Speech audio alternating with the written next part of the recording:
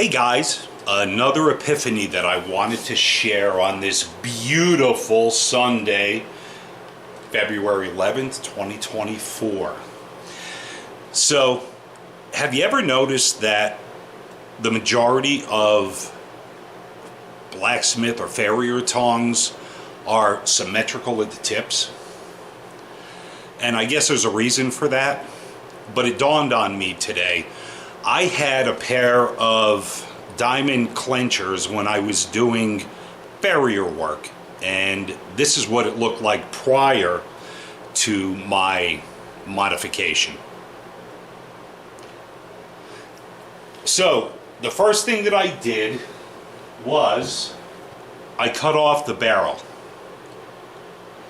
Obviously I heated it up in the forge, and I've got this little, my blacksmith teacher called it a devil. This little thing here, it's basically just a cut-off tool. You know, they make the Hardys and so on and so forth, but I cut it off with the little devil, and then I reshaped it and curved it to overlap this part of the clincher. It wasn't a tong, so to speak. So what I thought was this would push downward on the outside part, upward on the inside part, and it seemed to me that it would bind it very well, and that's actually the case.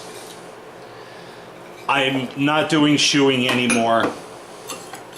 I had actually no use for this. I rehomed my horses, and it doesn't take a lot of pressure, and let me tell you, that holds a lot better than these other tongs.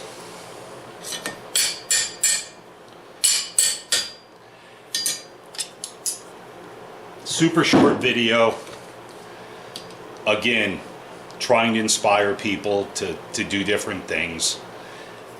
This is really, I'm very happy with this. It really has a good grip, and I think it's going to be very useful for thinner metals because there's technically no gap. The jaws of this modified clincher touch. Enough space here to get a good squeeze, a good bite. And yeah,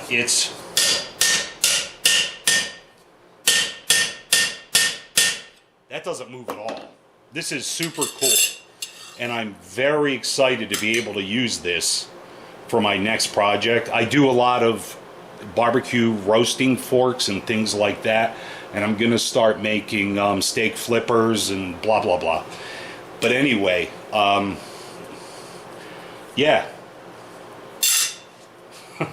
just another thing I wanted to share. All right guys, enjoy your day. Talk soon.